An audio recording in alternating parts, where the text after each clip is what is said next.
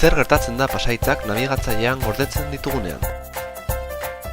Seguruenez ez duzu inoiz pentsatu, edo zerbitzari handi eta seguru batean daudela uste duzu, dena delako hodei horretan. Egia esan, pasaitzak zure nabigatzailean bertan gordetzen dira, eta uste baino errazagoa da edozeinek hauek aurkitzea. Begira!